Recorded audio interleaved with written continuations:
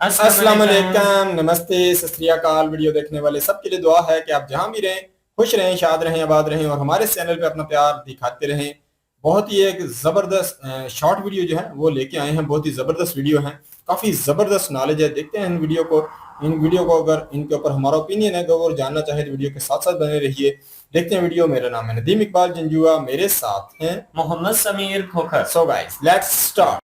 700 साल पहले भारत के इंजीनियरों ने ऐसा कारनामा कर दिया था जिसे आज की भाषा में कैमरा टेक्नोलॉजी कहा जाता है। और हैरानी की बात यह है कि ये टेक्नोलॉजी आज भी कर्नाटक के हम्पी में स्थित विरूपाक्ष मंदिर में काम कर रही है। मंदिर के अंदर एक छोटा सा अंधेरा कमरा है। जैसे ही सूरज की रोशनी एक बेहद बारीक छेद से होकर अंदर प्रवेश करती है, सामने की दीवार पर मंदिर के विशाल गोपुरम की एक साफ इमेज दिखाई देने लगती है। लेकिन असली रहस्य अभी बाकी है। दीवार पर दिखने वाली ये तस्वीर सीधी नहीं बल्कि पूरी तरह उल्टी होती है। और सबसे चौंकाने वाली बात, ये कोई पेंटिंग नहीं बल्कि बाहर के मंदिर का लाइव प्रोजेक्शन होता है। आज की साइंस इसे पिनहोल कैमरा इफेक्ट या कैमरा ऑब्सक्यूरा कहती है। लेकिन अब सबसे बड़ा सवाल, जब 14वीं सदी में न कैमरा था, न कंप्यूटर, न लेजर मापने की मशीनें, तब विजयनगर साम्राज्य के वास्तुकारों ने ये चमत्कार किया कैसे? विशेषज्ञों के अनुसार मंदिर के निर्माण के समय सूर्य की दिशा, रोशनी का कोण, दीवारों की दूरी और उस सूक्ष्म छेद की स्थिति का बेहद सटीक गणित लगाया गया था। जरा सोचिए, अगर छेद कुछ मिलीमीटर भी इधर उधर होता तो ये प्रोजेक्शन कभी दिखाई ही नहीं देता। यानी 700 साल पहले भारतीय इंजीनियरों को लाइट, एंगल और ज्योमेट्री का ऐसा ज्ञान था जिसे आज भी देखकर लोग हैरान रह जाते हैं। क्या आपको लगता है कि प्राचीन भारत की ऐसी वैज्ञानिक उपलब्धियों के बारे में दुनिया को और जानना चाहिए? अगर हाँ, तो वीडियो को लाइक करें, कमेंट में जय श्री राम लिखें और ऐसे ही एंशिएंट इंडियन सीक्रेट के लिए चैनल को सब्सक्राइब करना न भूलें। बिल्कुल जी, जबरदस्त वीडियो है जी और नई जानकारी मिली है जी। 14वीं सदी में देखें कि किस लेवल की टेक्नोलॉजी इंडिया में मौजूद थी, तो हैरान होता है इंसान ऐसी जानकारी जब मिलती है। कि देखें कि आज तो हम मान सकते हैं, आज तो साइंस ने इतनी तरक्की की है, बहुत सारी कह लो कि चीज़ों के ऊपर से उन्होंने पर्दा हटा दिया है।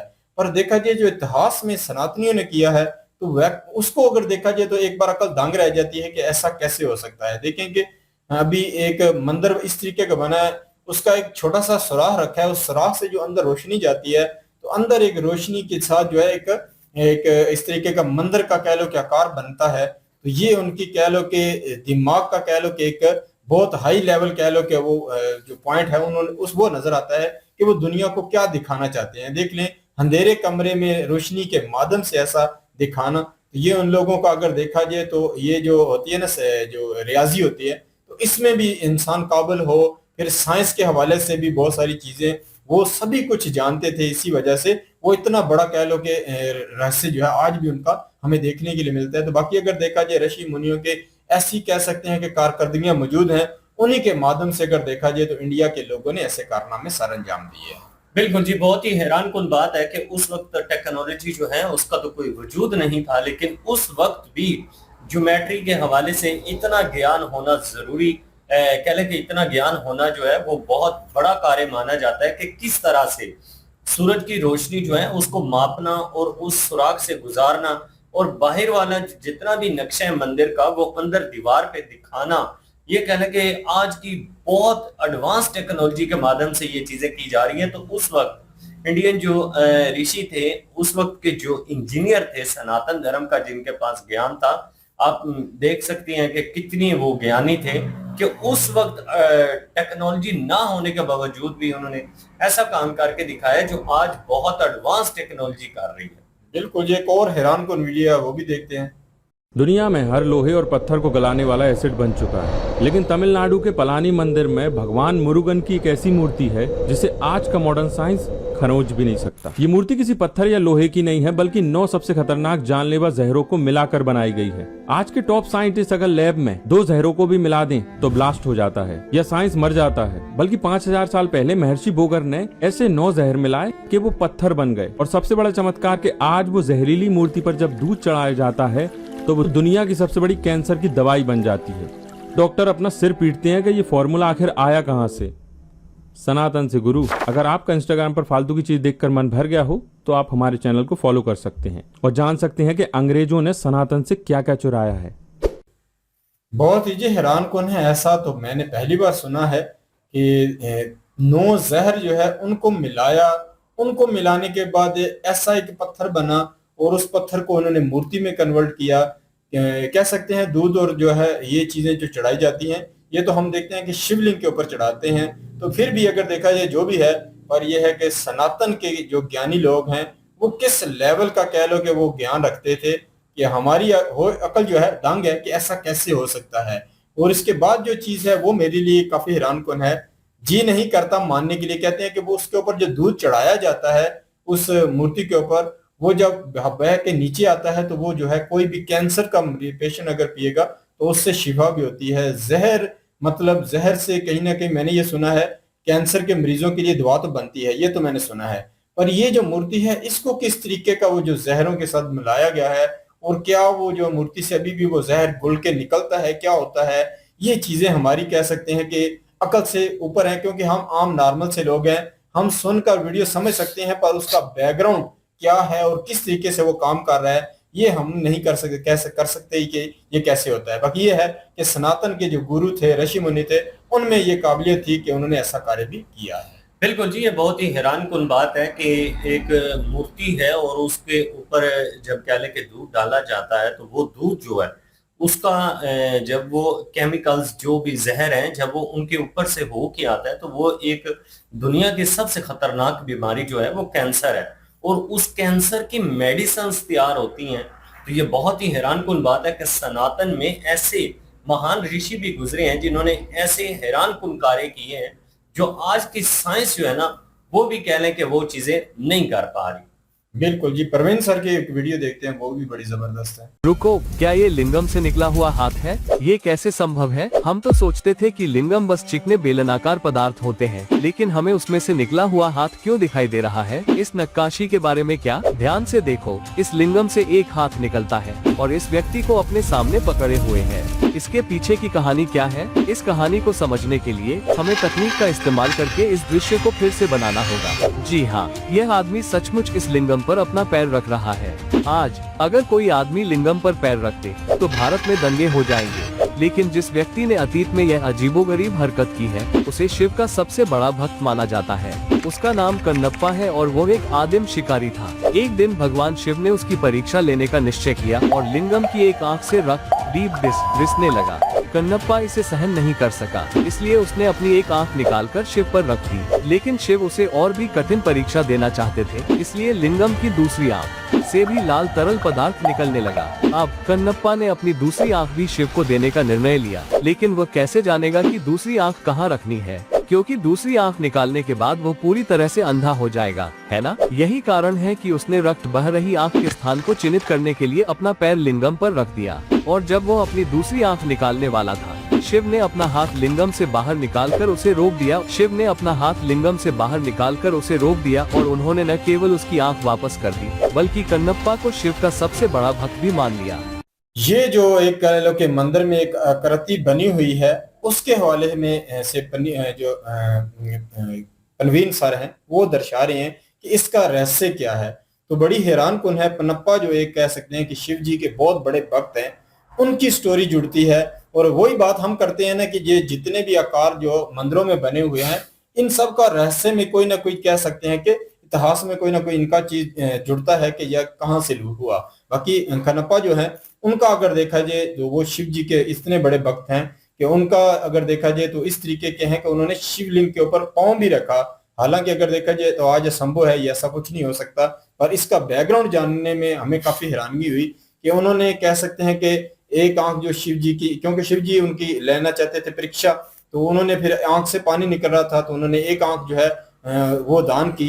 तो जब दूसरी आंख दान करने लगे थे, हालांकि अगर देखा जाए तो जो शिवलिंग होता है उसमें हाथ तो नहीं होता, पर ये कह सकते हैं कि वो शिवलिंग इस तरीके का था, उसने एक चमत्कार दिखाया और उनका हाथ पकड़ लिया कि वो दूसरी अपनी आंख जाया ना करें। तो ये कह सकते हैं कि उस दौर का एक ऐसा रहस्य है जिसे आज एक किसी मंदिर में दर्शाया गया है। तो ये सारी जितनी आकृतियां बनी होती हैं तो ये बैकग्राउंड से जुड़ती हैं जाकर। तो यही ज्ञान जो है सनातन के पास कमाल है कि इन्होंने अपने मंदिरों में वो पुराना इतिहास का ज्ञान भी छुपा के रखा हुआ है। बिल्कुल जी, बहुत ही कहने के रहस्यमय ये वीडियो थी और परवीन भाई जो हैं अक्सर उनकी रहस्यमय वीडियोस देखने के लिए मिलती हैं और वो बड़े अच्छे तरीके से जानकारी भी देते हैं। जितनी भी कशीदकारी जो मंदिर हैं उनके बाहर होती है, उनके पीछे कोई ना कोई इतिहास होता है अगर उनको समझने की कोशिश की जाए तो।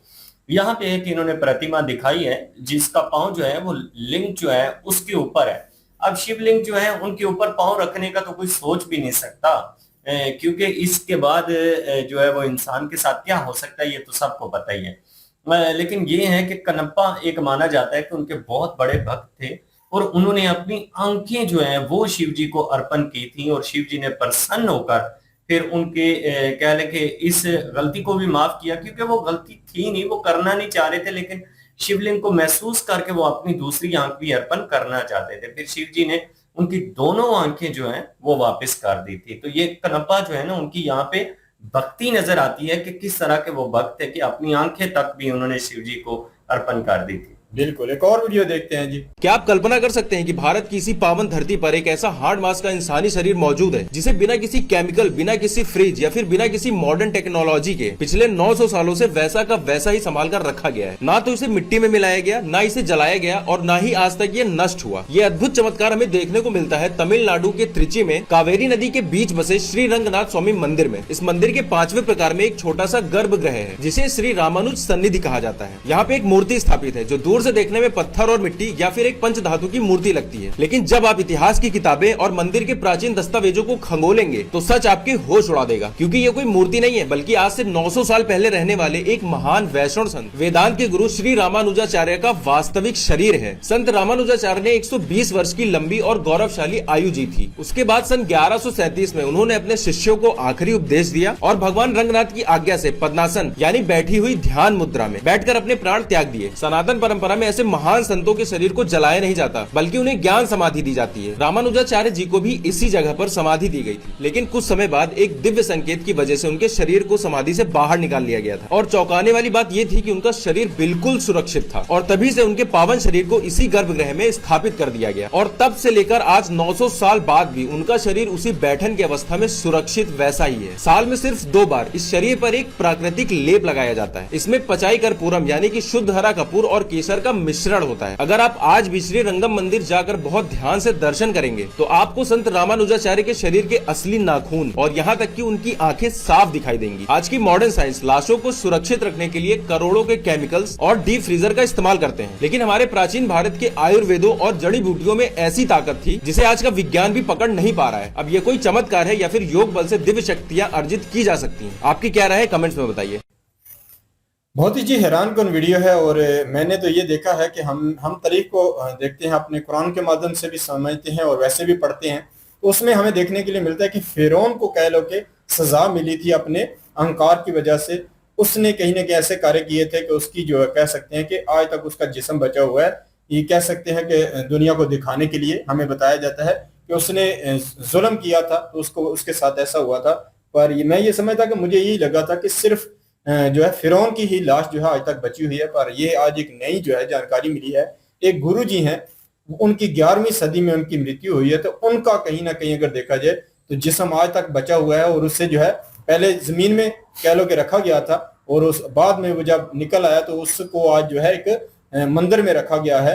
तो ये नजर आता है कि सनातन धर्म में ऐसे रहस्य मौजूद हैं कि जो चीजें दूसरे जो हैं, जैसे अगर देखा जाए तो बहुत ज्यादा रिसर्च हुई थी कि जो फिरौन की जो मम्मी है वो किस तरीके से बची हुई है। तो डॉक्टरों ने जब समुद्र से निकली तो उसके बाद उसके ऊपर रिसर्च की थी, समुद्र का जो नमक का कह सकते हैं कि आकार उसके ऊपर थे तो वो जल सड़ नहीं रही थी, तो वो जो है वहां तो फिर उसके बाद जो है केमिकल लगा के उसको बचाया जाता है। और यहाँ कह लो कि एक अलग जानकारी है, यहाँ आयुर्वेदा के माध्यम से इनके जिस्म को आज सुरक्षित रखा जाता है। तो काफी जबरदस्त वीडियो थी ये देखने में। बिल्कुल जी, बहुत ही हैरान कुन और रहस्यमय ये वीडियो था और फर्स्ट टाइम हमने ये जानकारी प्राप्त की है कि तमिलनाडु जो है वहां पे एक ऐसी प्रतिमा मौजूद है जो ना कि पत्थर की है और ना ही किसी लोहे की धात की बनी है, बल्कि ओरिजिनल शरीर है। कहा जाता है कि जब कोई महान तपस्वी होते हैं या कह लें कि ज्ञान के जब ज्ञान की वो उस स्थिति में बैठे होते हैं और उनका कह लें कि मृत्यु हो जाती है तो उसको कह लें कि समाधि दी जाती है, उसको जलाया नहीं जाता। तो कहते हैं कि गुरु जी को भी समाधि दी गई, लेकिन थोड़ी देर के बाद कुछ दिव्य संकेत किसी कह लें कि बहुत ही खास बंदे को पहुंचा होगा जिसकी वजह से उन्होंने उनके शरीर को निकाला और वो बिल्कुल वैसी थी। और कहा जाता है कि तमिलनाडु में आज भी लोग जो हैं वो इस रहस्यमयी मूर्ति को देखने के लिए जाते हैं और देखते हैं कि नाखून और आंखें जो हैं वो बिल्कुल साफ नजर आती हैं और इंसानी शरीर जो है उसको बचाना बड़ा मुश्किल है। मॉडर्न साइंस जो है आजकल डीप फ्रीजर और करोड़ों रुपए के केमिकल्स जो है वो यूज करती है, लेकिन सनातन में देख लें कि आयुर्वेदा के 2-3 ऐसी चीजें मौजूद हैं जिसके माध्यम से उस शरीर को बिल्कुल सुरक्षित रखा गया है। और भी जबरदस्त वीडियो देखते हैं। मैं शर्त लगा के कह सकता हूँ कि आज मैं आपको जो दर्शन करवाने जा रहा हूँ अपने जीवन में नहीं देखे होंगे ऐसे दर्शन। देखिए कितना सुंदर सेवा कुंज की लीला को ऊपर छत पे दिखाया गया है। इस तरफ आप ये जो देख रहे हैं टूटे हुए पीसेस, ये 5000 साल पुराने यानी ठाकुर जी के समय के हैं। देखिए यहाँ पे जगन्नाथ जी की किचन को दिखाया गया है कि कैसे एक के ऊपर एक बर्तन रखे हैं और नीचे अग्नि जल रही है। ऐसा मंदिर आपने अपने जीवन में पहले कभी नहीं देखा होगा। देखिए कितना सुंदर मंदिर है। यहाँ पे 10 दिशाओं में ठाकुर जी की सुंदर सुंदर लीलाएं दिखाई गई हैं। यहाँ पर झूलन लीला है, राधा रानी जी यहाँ पर हैं, सूर्य नारायण भगवान को जल चढ़ा रही हैं। ऊपर आप ये जो देख रहे हैं ये गिरिराज गोवर्धन जी यहाँ पे डिपिक्ट करे गए हैं। ये राधा रानी जी की बंदरिया कखटी दिखाई गई है, वृंदा देवी है। ऊपर आप ये जो देख रहे हैं ठाकुर जी की अष्टकालीन लीला दिखाई गई है। यहाँ पर महाप्रभु जी ने जो रूप गोस्वामी जी को उपदेश दिए थे वो दिखाए गए हैं। इधर आप ये देखिए ये प्रभु जी का मंदिर है। यहाँ पे दिखा रहे हैं कि राधा रानी जी कैसे अपने हाथ से ठाकुर जी को भोजन करवा रही हैं, तो प्रभु जी यहीं पर ही ठाकुर जी को भोग लगाते हैं। यहाँ पर जगन्नाथ बलदेव सुभद्रा जी हैं। एक इंटरेस्टिंग चीज़ यहाँ पे है, ये जो आप देख रहे हैं ना ये गरुड़ स्तंभ है। जैसे जगन्नाथपुरी में जब महाप्रभु जी ने जगन्नाथ जी को देखा था तो गरुड़ स्तंभ पे अपने ऐसे उंगलियों को रखा तो निशान छप गए थे। देखिए यहाँ पे दर्शाया गया, ये चैतन्य महाप्रभु जी की उंगलियों के निशान को यहाँ पे दिखाया गया। ये ठाकुर जी का बेड है जिसमें ठाकुर जी महाप्रभु जी विश्राम करते हैं रात्रि में। ये पर्दा कितना सुंदर, पूरे पर्दे पे राधा राधा राधा ऐसे राधा रानी जी का चित्र दिखाया गया। पीछे यहाँ पे उपदेशामृत है, मना शिक्षा है और इस तरफ गोपी गीत के हर एक श्लोक को यहाँ पे सुंदर तरीके से लीला के रूप में दिखाया गया है। ऐसा मंदिर आपने कभी जीवन में नहीं देखा होगा जहाँ पे हर एक कोने में हर एक ठाकुर जी की सुंदर सुंदर लीला को दिखाया गया है। इतनी सारी चीज़ें हैं कि ऐसा लगता है कि ये घर घर नहीं पूरा वृंदावन धाम हो। ये स्थान है दिल्ली के साउथ दिल्ली के CR पार्क में। निताई गौर प्रेमानंदे, हरि हरि बोल। क्या तुम किसी ऐसे पत्थर पर यकीन करोगे जिसे अगर डॉक्टर स्टेथोस्कोप लगाकर सुने तो उसके अंदर से एक जीते जागते स्वस्थ मनुष्य के दिल की धड़कन साक्षात सुनाई देती है? आंध्र प्रदेश का तिरुपति मंदिर, यहाँ स्थापित भगवान वेंकटेश्वर की मूर्ति कोई साधारण पत्थर नहीं है। इस मूर्ति के सिर पर लगे रेशमी बाल पूरी तरह असली हैं, जो कभी नहीं उलझते। विज्ञान यहाँ अंधा हो जाता है। गर्भगृह का तापमान चाहे जितना भी ठंडा रखा जाए, लेकिन इस दिव्य मूर्ति की पीठ को छूने पर वहाँ हमेशा असली इंसानी पसीना महसूस होता है। जियोग्राफी चेक कर लो, मूर्ति को बाहर से देखने पर वो मंदिर के एकदम सेंटर में दिखाई देती है, लेकिन गर्भगृह के भीतर जाते ही वो जादुई रूप से दाईं तरफ मिलती है। ट्विस्ट ये है कि हर गुरुवार को मूर्ति पर लगा चंदन का लेप हटाने पर वहां माता लक्ष्मी की साक्षात आकृति उभर आती है। इंसानी मशीनें इस रहस्य के आगे खिलौना हैं। बालाजी महज एक मंदिर नहीं, कलयुग के जागृत भगवान हैं। अगर इस चमत्कार पर गर्व है तो तुरंत गोविंदा गोविंदा कमेंट करके शेयर करो। बहुत ही जबरदस्त लगा। 2 वीडियो देखी हैं, दोनों वीडियो ही कमाल की हैं। पहले वीडियो की अगर बात की जाए तो दिल्ली में एक ऐसा घर है जिसे मंदिर का आकार कह सकते हैं दिया गया है, और उसमें जो श्री कृष्ण जी हैं उनसे रिलेटेड, उनकी जिंदगी से रिलेटेड हर चीज को दर्शाया गया है। और इतना कह सकते हैं कि जबरदस्त और खूबसूरत नज़ारे थे। ऐसा लग रहा था जैसे 3D में बनाई जाती है ना चीजें, जो आजकल जो है बड़ी बड़ी स्क्रीन बनी हुई है जिसमें वो हकीकत जो है कैसे कह लो 3D में नजर आती है, वो चीज यहाँ भी हमें देखने के लिए मिलती है। बाकी ये है कि श्री कृष्ण जी के भक्त हैं जो उन्होंने इसे बहुत ही खूबसूरत और कह लो कि बहुत ही जबरदस्त तरीके से बनाया, हर एक चीज को बहुत ही जबरदस्त तरीके से एडजस्ट किया है। बाकी हम देखते हैं कि प्रेम की एक जो हद होती है वो एक जब हद से जब आगे बढ़ती है तो वो हर चीज उसी में फिर नजर आती है। तो यहाँ पर्दों में भी देखा जाए तो राधा राधा जी, मतलब ये सारा श्री कृष्ण जी हो, राधा जी हो, उनके प्रेम के ऊपर ये एक घर बना हुआ है। इसके आगे एक मूर्ति के बारे में, एक प्रतिमा के बारे में जो है हमें जानकारी दी जाती है जी, जिसके ऊपर अगर मतलब वो डॉक्टर के बाद जो कानों में लगा के देखते हैं, बंदे के जिस्म के अंदर धड़कन चेक करते हैं, तो वो अगर लगाया जाए तो इस प्रतिमा के अंदर से भी कह सकते हैं कि आवाज आती है। उसके उनके बाल जो है वो बड़े अलग हैं, उसमें से भी पता चलता है जैसे असल हकीकी बाल होते हैं। उसके बाद उन्होंने और दिखाया कि अगर उनके जो पीठ में अगर देखा जाए तो पसीना आता है ऐसे जैसे एक इंसान को आता है। तो ये कह सकते हैं कि सनातन की वो जानकारी है जो इनके ऋषि मुनियों ने यो कह सकते हैं कि एक विज्ञान के ऊपर जो उन्होंने काम किया था, वो सारी चीजें हमें इनके मंदिरों में वो नजर आती हैं। बिल्कुल जी। हिंदुस्तान के जो मंदिर हैं उनमें बहुत सारे ऐसे राज छुपे हुए हैं जिनको कह लें कि साइंस जो है वो बिल्कुल यहाँ पे उसकी छुट्टी हो जाती है। ऐसी ऐसी चीजें हैं कि जो देखने में इतनी हैरान कुन है कि उनके ऊपर कह लें कि साइंस भी अगर काम करे तो साइंस यहाँ पे फ्लॉप हो जाएगी कि ये हो कैसे सकता है। लेकिन ये है और ये प्रैक्टिकल चीजें हो रही हैं, क्योंकि जो बाद में हमने वीडियो देखा है ना, जिस तरह से कहते हैं कि दिल धड़कने की आवाज आती है, तो वैसे आज भी आवाज आती है। पसीने को आप हाथ लगाएं फील कर सकते हैं। प्रतिमा जो है, जो मूर्ति है, जब आप फ्रंट से आते हैं तो आपको और एंगल में नजर आती है, जब आप दूसरी साइड से देखते हैं तो वो आपको और एंगल से नजर आती है। तो ये कैसे मुमकिन है? तो ये सारी चीजें जो है ना बड़ी हैरान कुन है। और उससे पहले जो घर दिखाया गया उसमें पूरा नजारा वो जगन्नाथ जी टेम्पल वाला जो है वो यहाँ पे दिखाया गया है। सुभद्रा जी भी हैं, बलराम जी भी हैं और श्री कृष्ण जी भी हैं। और वो कह लें कि पर्दे वहां पे जो लगे हुए हैं, वहां पे श्री राधा जी का पूरे कह लें कि वहां पे उनका नाम लिखा गया है। तो बड़ा ही वो भी हैरान कुन नजारा था। बिल्कुल, बहुत ही जबरदस्त लगा। कमाल की वीडियो थी। जो शॉर्ट में जो सनातन का ज्ञान था वो हमें आज देखने के लिए मिला। ये थी आज की वीडियो। इस वीडियो के माध्यम से आप लोगों का क्या कहना है, आप लोग कमेंट सेक्शन में अपनी राय जरूर दीजिएगा। दुआ में याद रखिएगा। मिलते हैं नेक्स्ट वीडियो में, तब तक के लिए अल्लाह अल्लाह हाफिज़। हाफिज़।